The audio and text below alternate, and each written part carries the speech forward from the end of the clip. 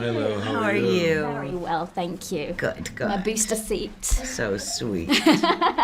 Guys, I can't tell you how much joy it actually brings me to see you reunited. It's satisfying on a whole nother level.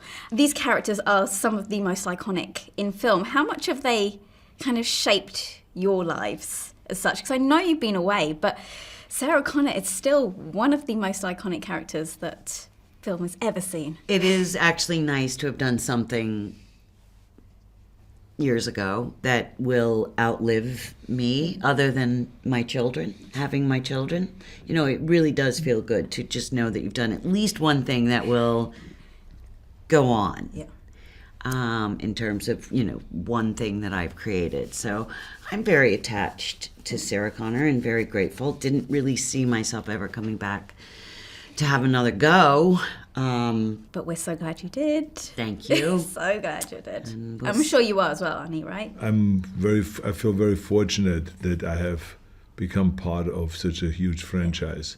And it made my career in 1984. It's what propelled me into action movies. And it was the movie that has the most historic kind of line, "I'll be back," that is the most used movie line probably in the history of all motion pictures.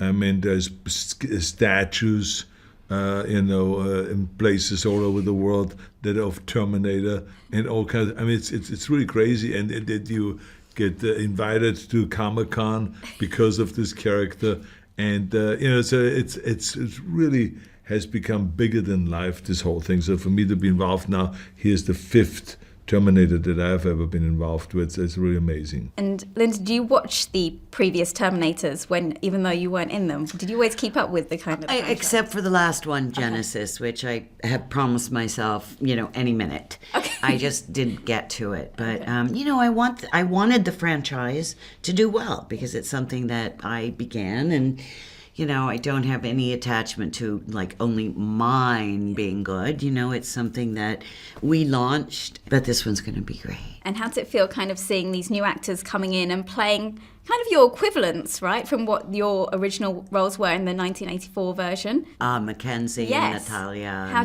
do you feel about that? Oh my God, I love those women. I mean, I think maybe we haven't gotten to say that enough because it's Arnold and myself here, but Mackenzie, Natalia, Gabrielle, Diego, they are fantastic actors. And